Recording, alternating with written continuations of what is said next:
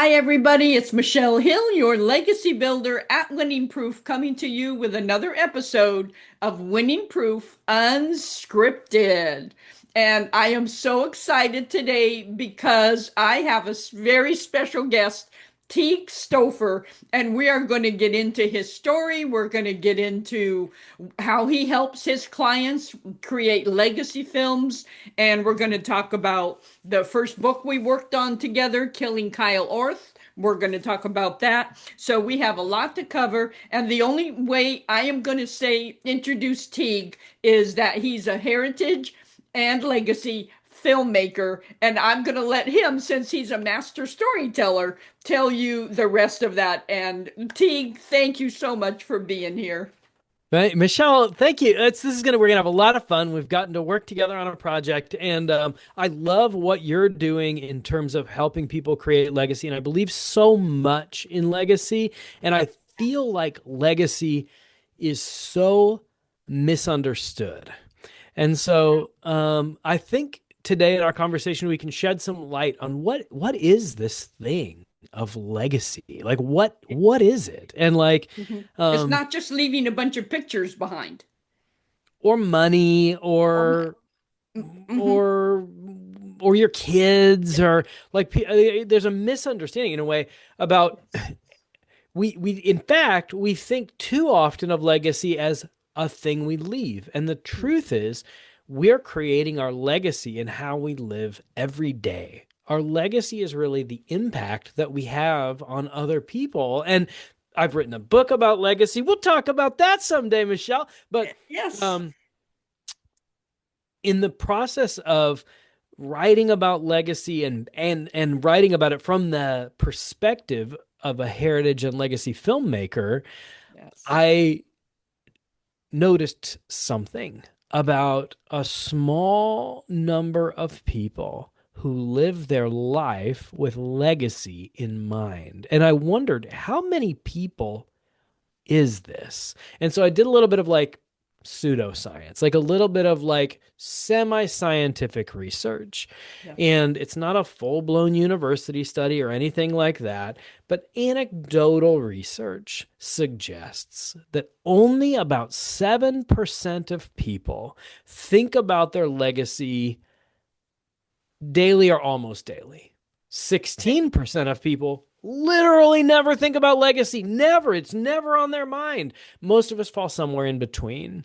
Okay. But for that small number of people who live from a place of legacy and understanding legacy and thinking about their legacy all the time, they live significantly different lives. And so if the question is, Yes.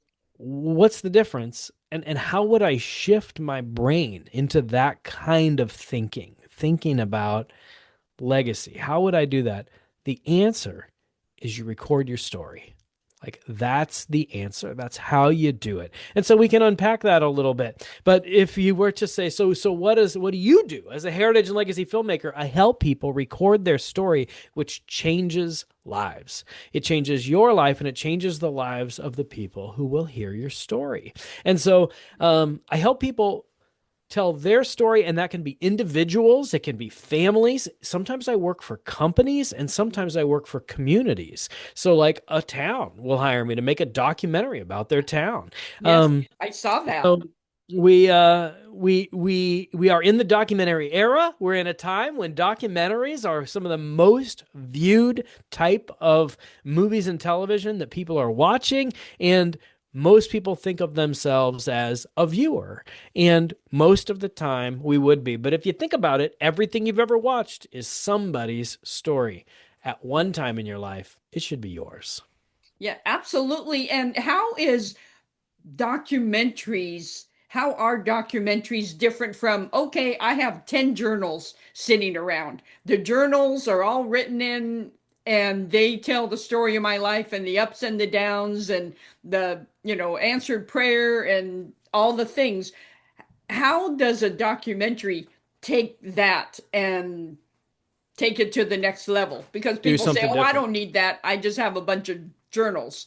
Sure. Lot to be said for those journals, and I would never diminish those. I would never diminish like the written real-time record of your life, Mm. you know? But the difference between having a documentary about you and your life or your family or your company or your community, the difference between that and journals is basically like the difference of having a closet that has a bunch of boxes of old photos and 8 millimeter and VHS and mini DV and all that raw footage that's gathering dust somewhere in a closet, or for our more recent years, digital dust, the giant scroll of photos on your phone that you just don't know how to do with. Know what to do with, and we never really go back to it. It's just become archival, and Yeah. it's there, and there's maybe some comfort that comes from having it there, and it's a little bit of guilt. Those journals are like raw footage. They're great, Good. they're good. They're real time. They're basically unwatchable and unreadable. So at one time in somebody's life, mom or grandma passes away. And in grief, we pull out those journals and we read through them, and it means something to us. In the same way, one time, maybe we pull out the old VHS and we watch it, and it makes us feel happy, and then that's it. A documentary is different. A documentary works like a book, where, like, I don't know about you, but my family watches a specific movie every Christmas time. Like, what is it for your Yes. family? Were you A Christmas Story? Were you National Lampoon's Christmas Vacation? Elf? What is it? What's the movie you watch every year? For Yes. families who have done a heritage film once a year or more often than that, they watch that film. It becomes this thing that you watch over and over. There's somebody who I know who lost her husband and she watches it every day. It Oh. packages up all that raw footage into something watchable. Like, you want to watch it because it's a story. It's not raw footage. It's a story. It's assembled into a story. Yeah, and what kind of research do you do when somebody comes to you, maybe a widow or a widower or a family who's had a family member pass away? What kind of preparation do you do to start your work? I mean, how deep do you go, and Yeah. how many people do you interview to gather a documentary? It's totally unique to the family or the company or the Mm, community. It's completely unique to them. What I will say is my preference is to do it while the person's still alive. And so I would strongly prefer that what we get to here, let me give you an example. mhm. Michelle, 10 years ago, nobody, I'll go back 20 years just to make sure that what I'm saying is true. 20 years ago, nobody knew what a gender reveal party was. What's a gender reveal party? We don't know. Now, if you're of a certain age, everybody does a gender reveal party because we have Instagram or TikTok, and we know what the gender of the baby is. When I was born, you couldn't know what the gender is. Now we can know what the gender is. And when the Mhm. mom and dad find out they have a gender reveal party and they got make this little reel for TikTok or Instagram, and they open a cake and, oh, it's pink inside, it's going to be a girl, and there's this big moment. We know Yeah. what that is. 20 years ago we didn't know what that is. I would like to popularize in the same way that sometime between age 60 and 70 you should record your story. It's just a thing. Mhm. It's just a thing we all do. What do you do when you're going to get married? You give the person a ring. There was a time in history when somebody has a baby, you give them a cigar. It's just what you do. What do you do sometime between 60 and 70? I'm going to record my story. It's important. It's important to live multi generationally. It's how we combat the anxiety generation. So I'm Yeah. very passionate about normalizing recording your story while you're still alive, which I know is a little different answer than the question you were asking is, how do you make a story if somebody has already died? My preference is to not do it. My preference is to get people to record the story while they're still alive. I love that. And it brings me back to an early episode of Little House on the Prairie, where an elderly woman lost her best lady friend, and then she comes to Charles Ingalls and the doctor and says, I want to have a wake now. And she hadn't heard from her kids in years, and everybody was like, "Oh, you're crazy, you're crazy." And then ultimately she put on this black dress with a heavy black veil. Her kids came in, were talking about her, and then all of a sudden she flips up that veil and says, and then she gave them, a little what for, verbally, and then they just rejoiced together. But she had that same attitude, that same mindset as you're talking about.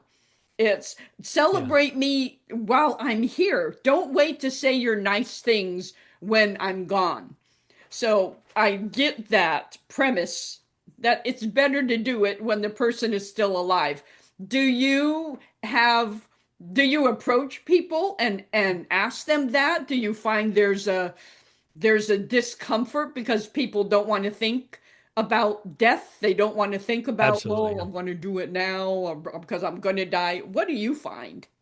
Well, I want it to be initiated almost all of, well, there's two ways that heritage and legacy films, that my heritage and legacy films have come about. If they're for a family, if they're for Mhm. a person, if they're about a person, it's a little different if it's about a company or a community. So a company might be like, matter of fact, I got a company right now. Next year is that company's 100th anniversary. So they want a documentary to talk about heritage. Heritage is everything that happened up in the past that led up to now. Legacy is the result of everything that happens as a result of now, you know? Mhm. So, heritage film for a company would come about because somebody in the leadership team is like, we want to talk about how we got this far and we want to celebrate this milestone.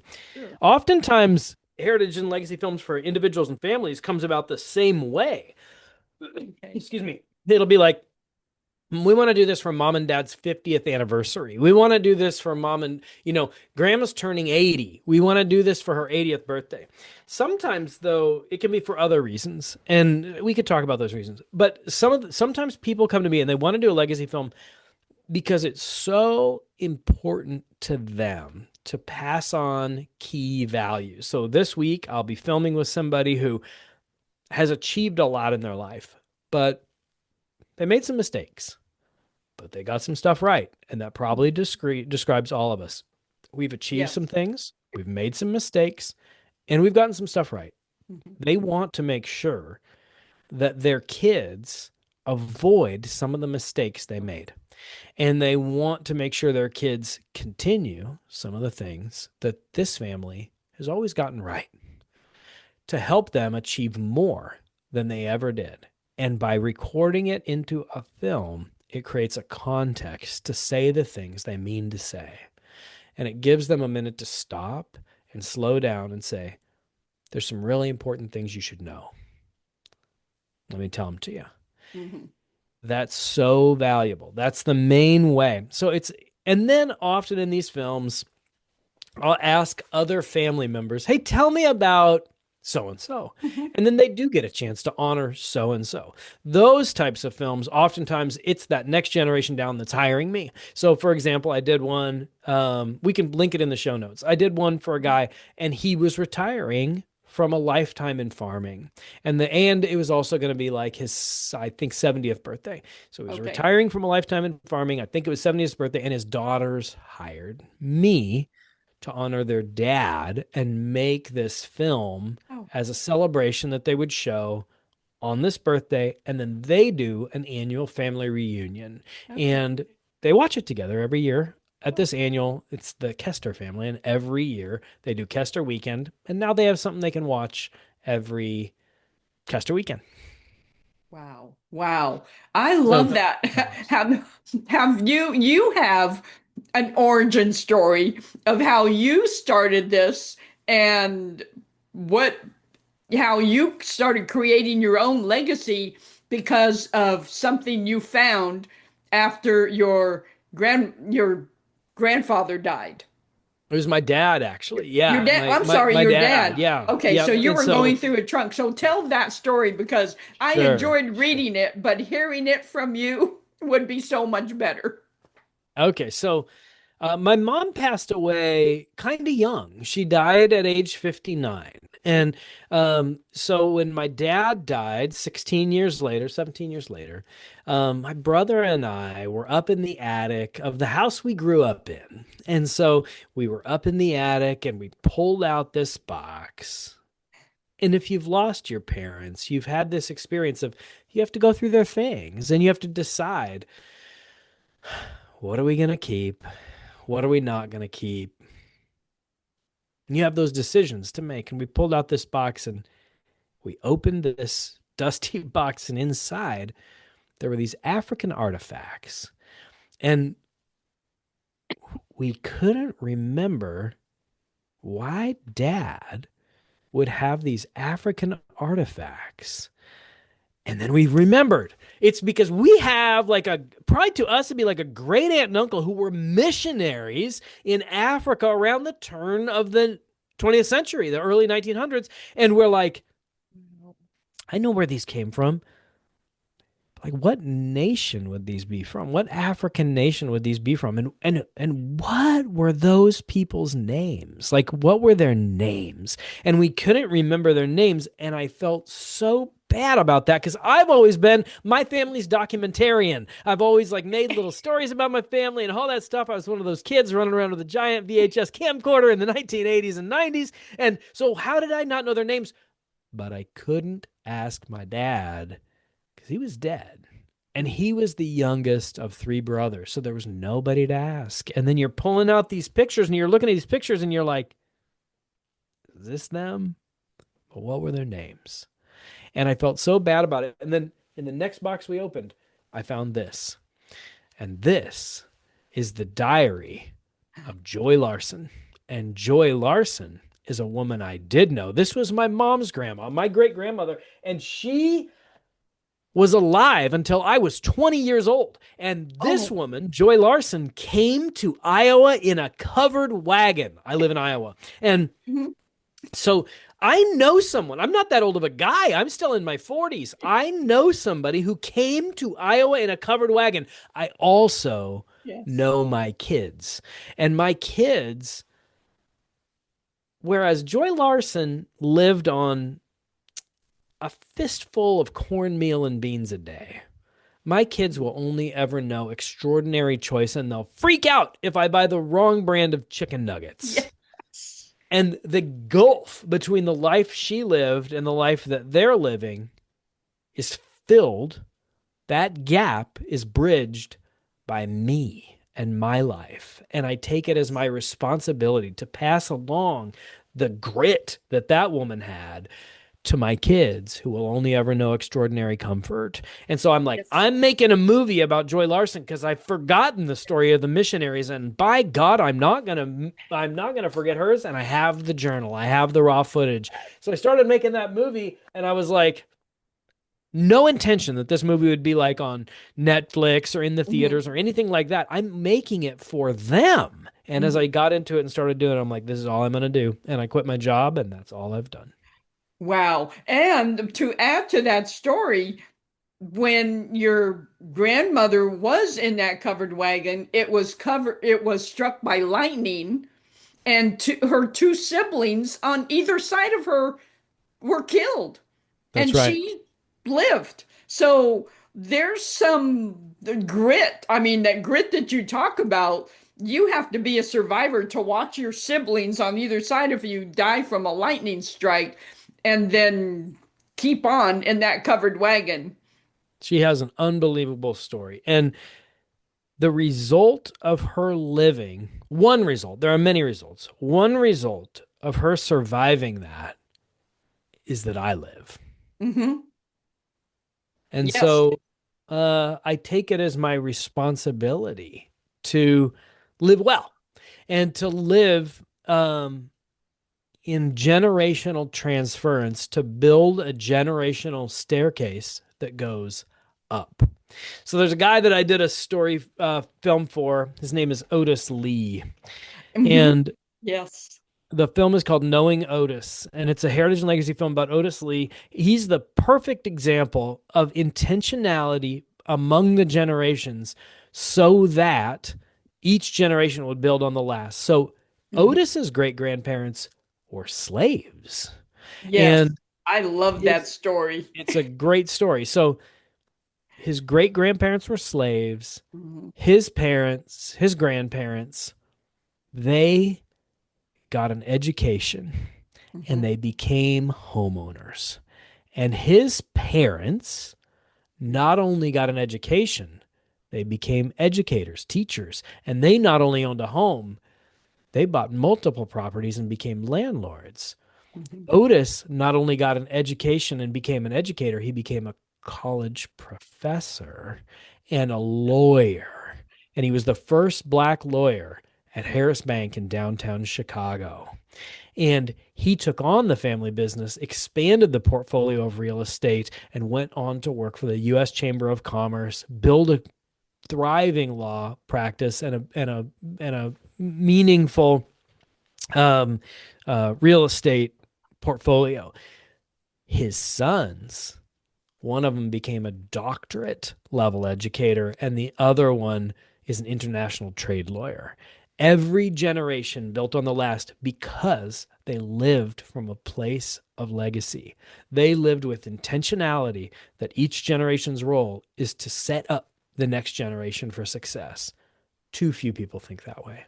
Yeah, absolutely. And I love that the one oh fine what say Knowing this Otis, knowing knowing Otis is the Otis, name of yes, that because I film. have Yeah. watched it before we started working together. So I just love that one. But now hearing you and hearing all of the details inside that, yeah, it's good. Now, what do you say to families who might come to you and they say we don't have, they want it done, but we don't have the budget? Because that's Sure. always, the first question, how much is it going to cost? And you are very transparent with it's going to cost from this range to this range, depending on what you want and how many people you want involved in travel and all that. So, what do you tell people who come to you and say, well, we really have a small budget? What can we do? What do you That's suggest? the great question. It's why I wrote the book Acorns and Oaks. It's not out yet. And so when that book comes out, it becomes the perfect answer to the question because I wrote that book so that people who want to do this but couldn't afford to hire me or somebody like me can learn exactly how to do it. That book is one third storytelling. It's one third, you should do this. And it's one third, here's how to do it. We have technology now that is pretty accessible and makes this sort of thing pretty accessible. Most of us are running around with a pretty good camera in our pocket all the time. And the tools that are available now to edit video using AI editors is like pretty good. And Mhm. so it's not that hard to do this sort of thing anymore. It's also not that hard to go on YouTube and find out how to put in a water heater, but I'm still going to hire a plumber. And so, if you want to hire the plumber to make your film, I'm that plumber. I will make you a film. If you want the YouTube video on how to do it, I will tell you what. I have a little 3 or 4 page how to thing. Michelle, let's put it in the show notes. Anybody can learn how to do this. It won't be as good as if a professional Mhm. filmmaker does it, but Yep. it'll be pretty good. It'll be Yes. pretty good. Exactly. Yeah, I kind of use the same analogy with people writing books. Yeah, you can have an AI cover. Please don't. I beg you, please don't. But you can. You can have AI edit your book. Please don't, but people can do that.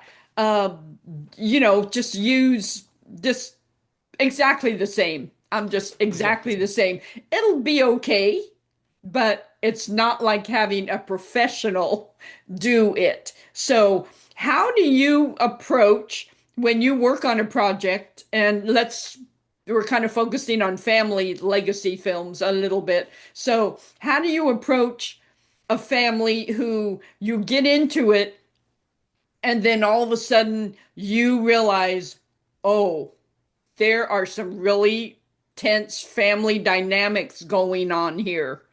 How do you navigate all of that? Because you have a role to play, you have a job to do, you know how to do that job well.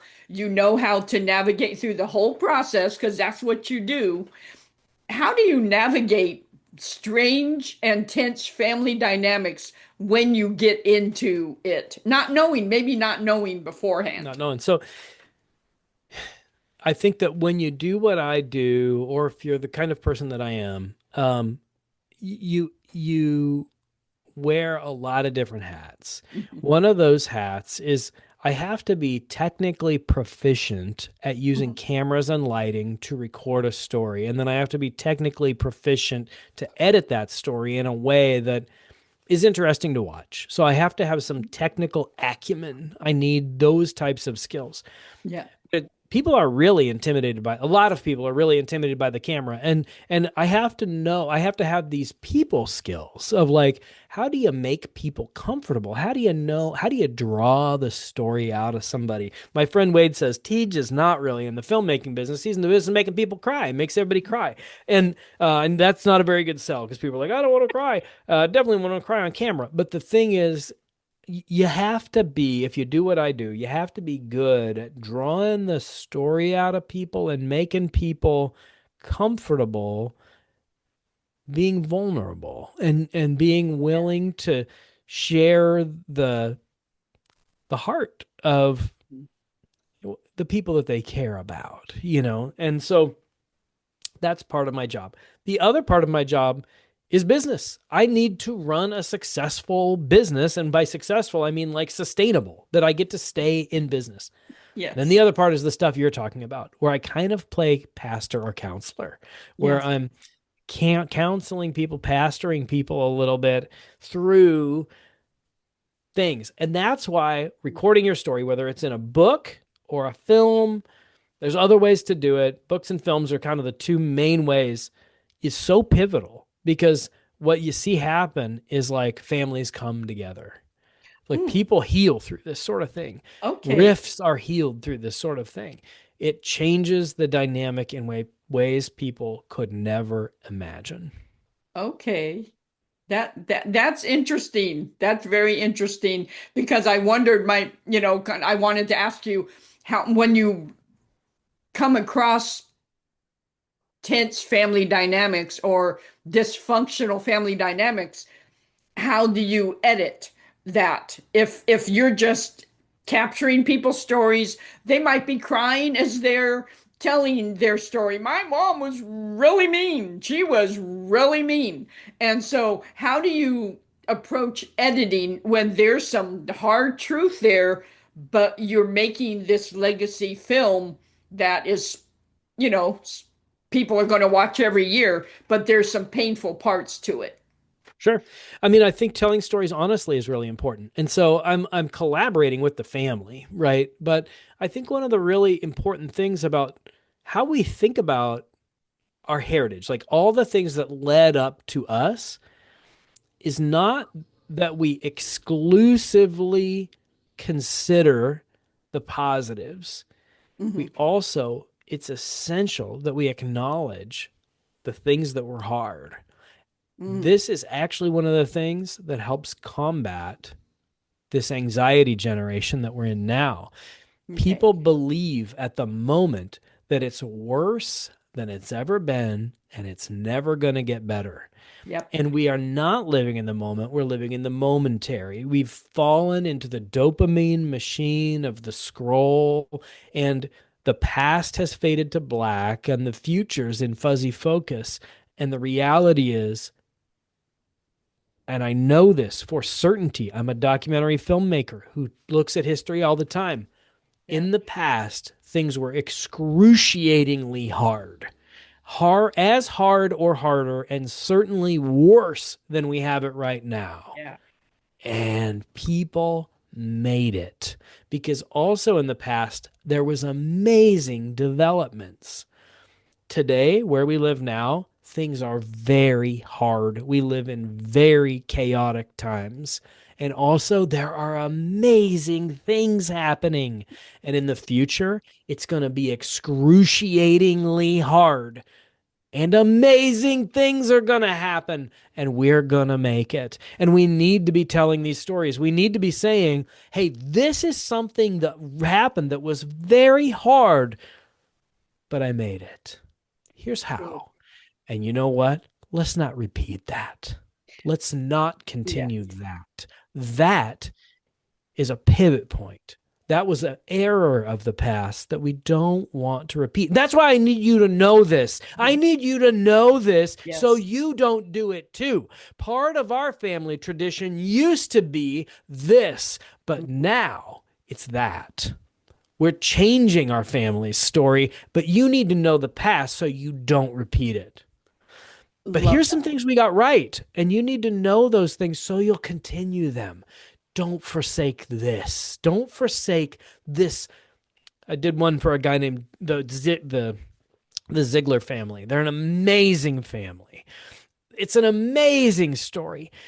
They have a tradition in walking with the Lord, in Mhm. a family that faced such excruciating pain.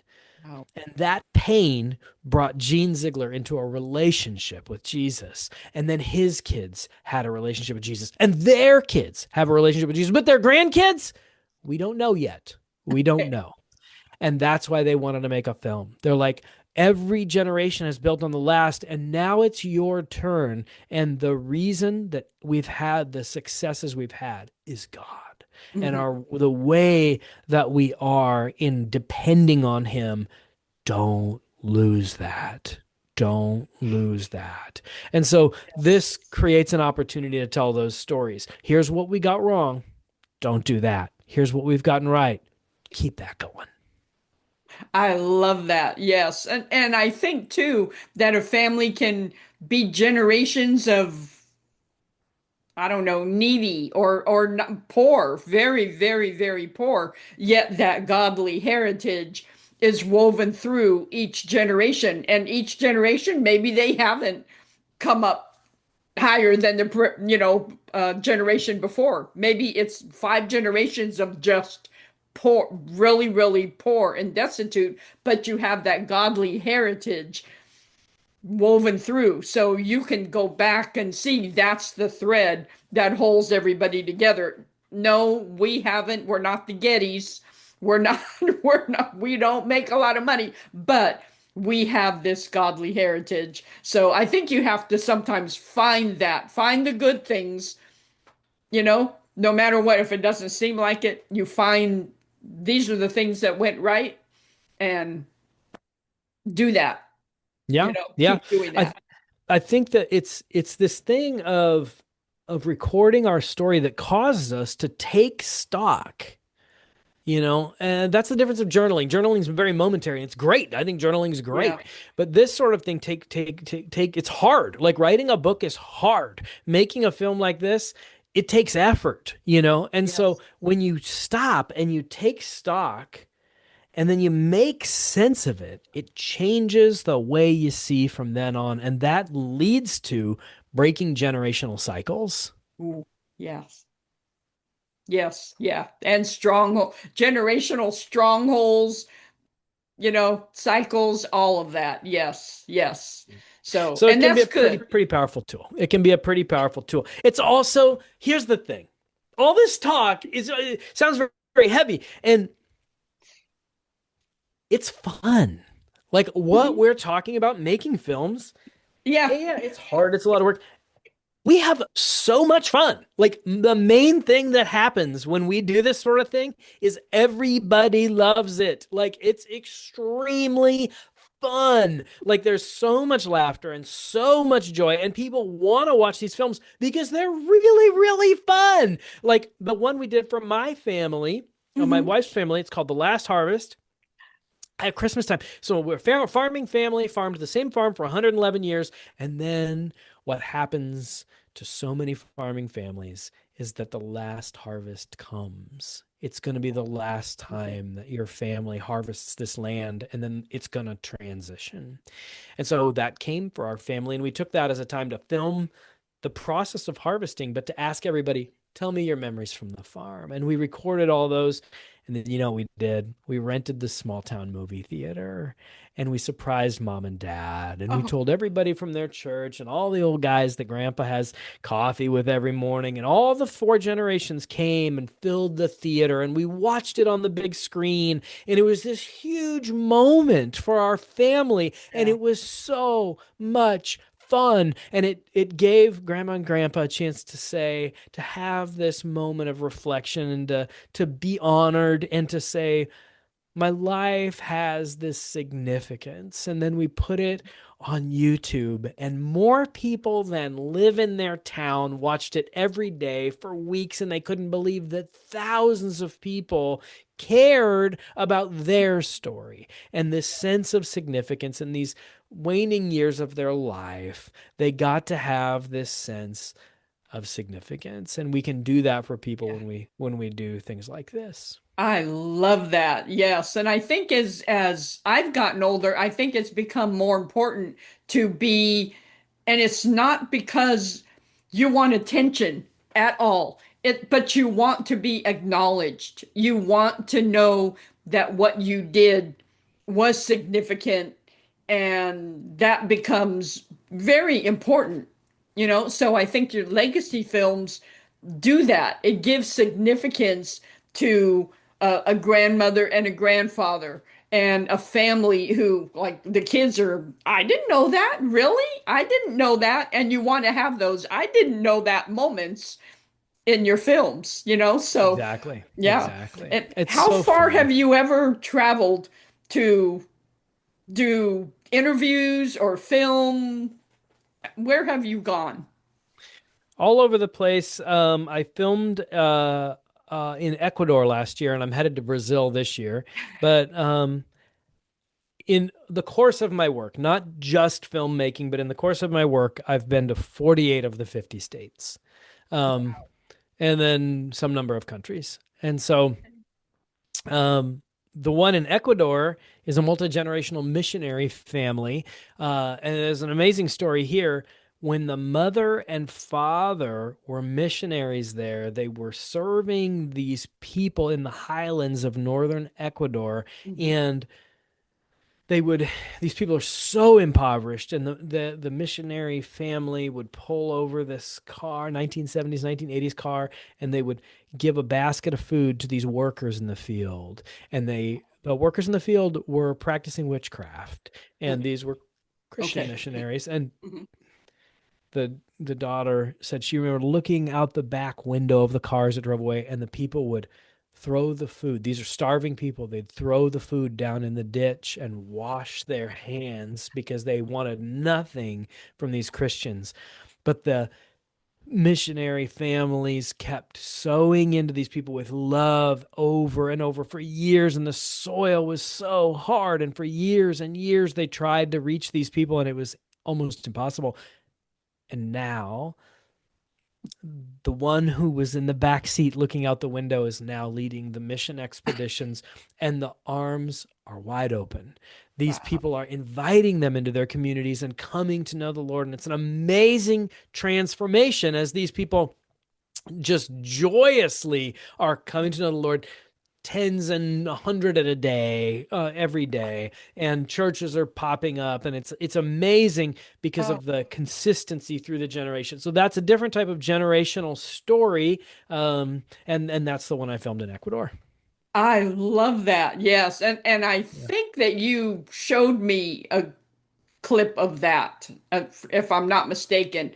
I think it was that. Maybe it was something else. But you know, I just applaud you for what you Thanks. do and the legacy creating ministry you have. Yes, it's a Thanks. livelihood, but it's a ministry as well. Well, thanks, Michelle. And I've loved working with you on Killing Kyle Oh, Orth, thank and you. that's been an amazing project, and so much story there. And, we could stretch this out forever because I got a million Yeah. stories, but Well, you have to I, come back and tell some more. But yeah, that's a good segue to Killing Kyle Orth because Teague and I originally met on LinkedIn. through, I think it was through some David Bates or something. That sounds right. And I watched the trailer that Teek had done for Killing Kyle Orth, and I was instantly, I want to be a part of this. And then he came to me, we had a conversation, and then it came, this is the result, is Killing Kyle Orth by Kyle Hunter. And I'll kind of put this a little closer so you can see. Riveting story. I could not, I was reading it digitally when we were working on the project, and I could not put it down, uh, so to speak, because it was just a gripping story of overcoming of trauma, abuse, drugs, violence into a life with Christ. And Mm. so tell a little bit of just a little bit about how you met Kyle and how that came to fruition, because you're not done with that. Yep, we're still making the documentary, but the book is out in the world. Couldn't have done it without you, Michelle, and we're so proud. It went Yeah. number one, number one new release, and then bestseller in all three categories. Couldn't have done it without you, and couldn't have come to the level of quality of book that we're really proud to have it in hardcover. And so many people are like, this might be the most, one of the best books I've ever read. Yeah. Couldn't Yes. have gotten to that level without your help. So really, Thank you. really appreciate that. Appreciate you and your team and the team of people that you have that help get things not to be just a published manuscript, but a book, like It's at a yeah. level, that it's at a level that it could really achieve something meaningful, and it would give God glory and all that stuff. So Thank you. I came to know Kyle 5 or 6 years ago, and I came to know him through a ministry that helps men transitioning out of prison. Hmm. Kyle, that's for sure his story, but he was actually in a leadership role, a staff role there. He was in a staff role at this nonprofit organization, and my friend Ron Ziegler, actually it was his dad, who I mentioned earlier, Gene Ziegler, and that project that I mentioned earlier. So a lot of crossover here. But Kyle was working there. My friend Ron was like, "Hey, I got this guy here. I wish you'd come to know him. I wish he could come to know you." And he and I became friends over the years. And so it just so happens that his friend is a documentary filmmaker. And so when he came to a point with his life where he was stable and Hmm.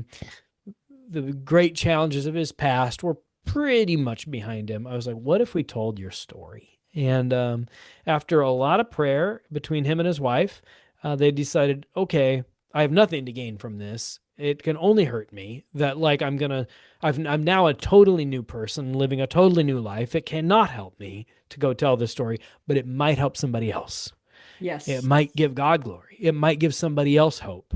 So because of that, I'm willing to do it. And so he's been courageous and brave and generous in sharing his story. And a lot of people have been able to relate to this story because I think most of us Hmm. either have been or know somebody, love somebody who's struggled with addiction Hmm. and destructive cycles.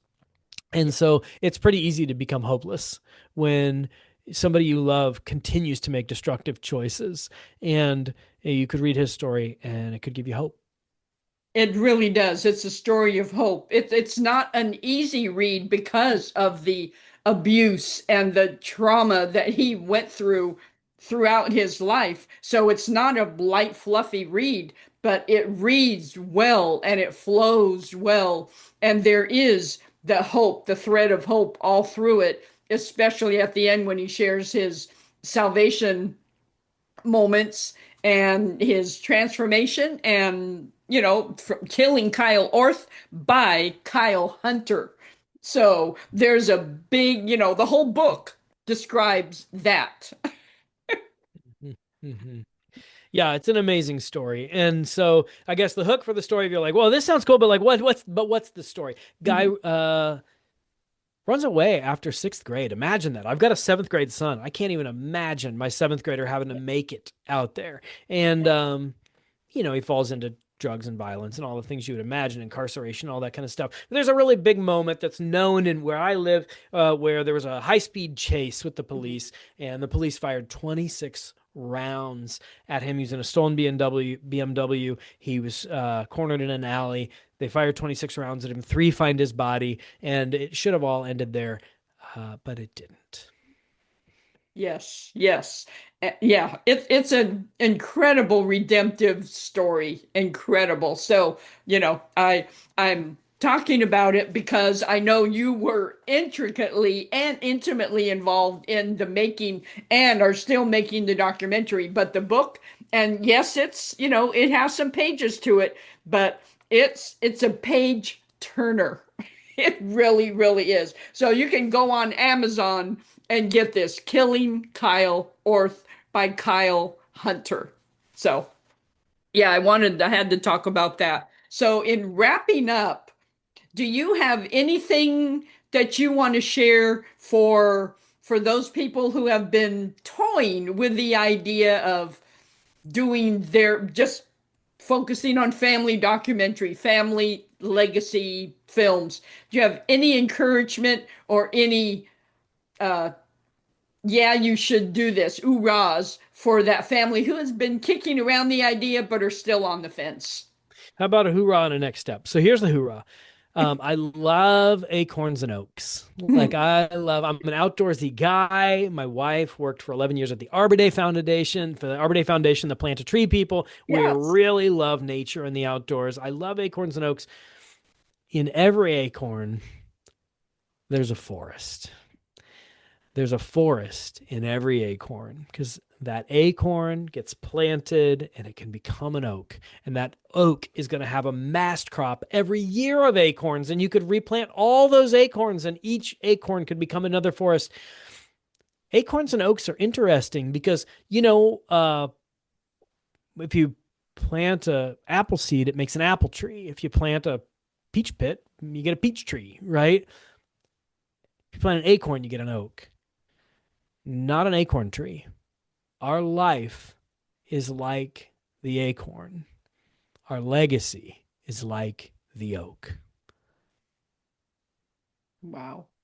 So, the first step to creating legacy that's indelible, that endures, that creates the oak, that creates the generational staircase, the launching point is just a conversation. It's just Mhm. a conversation.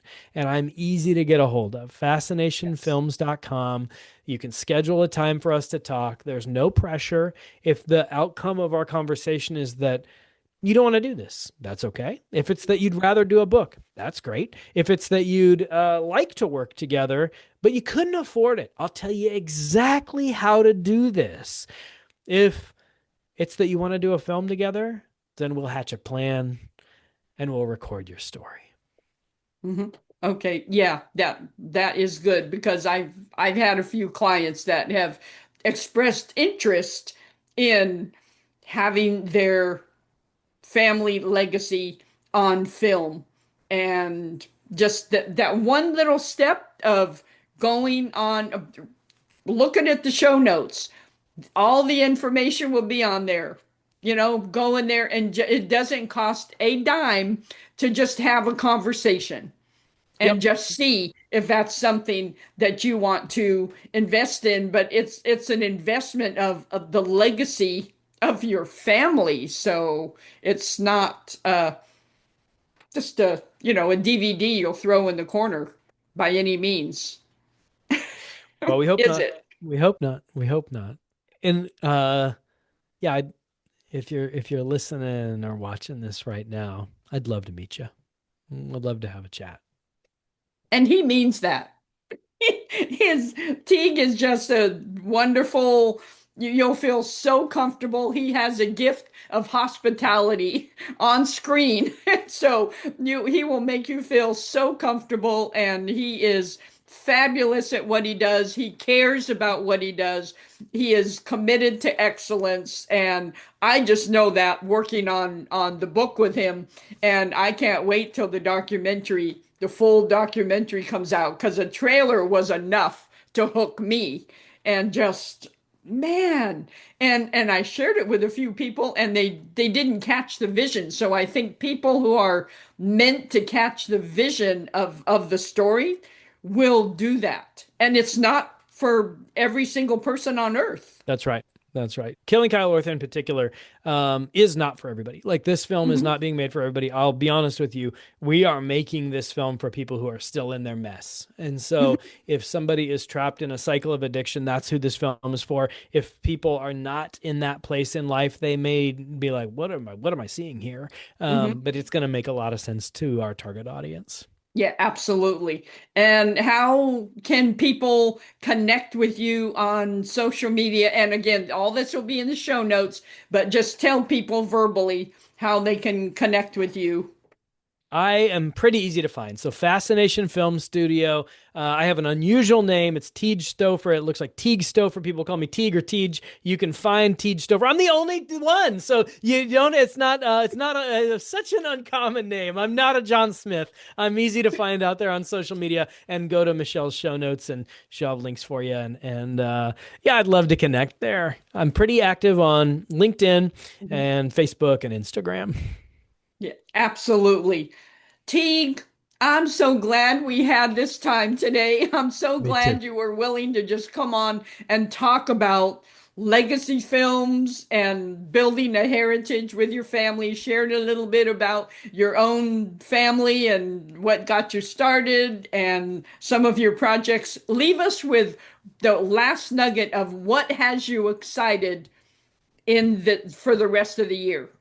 Oh, well, boy, I just started a new project with a guy who is an agriculture advocate, and he is a dairy farmer here in Iowa, and he has a very large social media following. And mostly his following is through Facebook. He's got some attention on TikTok and Instagram, and has a little bit of a presence on YouTube. And we are starting a weekly documentary series that will be live every single week with life on the farm and just bringing people into how their food is made, where their food comes from. And, 100 years ago, about 1 in 3 Americans lived on the farm. Today, only 1% of Americans live on a farm. And a lot of us have farm and agriculture in our background. And so I think a lot of people will love seeing about life on a dairy farm. So I'm very excited about that. People can find Iowa Dairy Farmer on YouTube. Oh, that's so exciting. That is. So thank you, Teague. Thank you so much for sharing your time today, and I really appreciate you being a guest on the show. Thanks, Michelle. I couldn't all the same back to you. I couldn't say it better, but back at you. Thanks for having me on and for the conversation and for the amazing experience of working together with you on this book. Oh, it was amazing. We had a magical experience and we all worked really hard too. Yeah. You know, Yeah. like it takes some time to do this, but we had a really good time. We were all grown-ups. We all got along. We just knew that we had to dig in and do these tasks and it was just a pleasure. So, thank you very much. And until next time, thank you for watching another episode of Winning Proof Unscripted.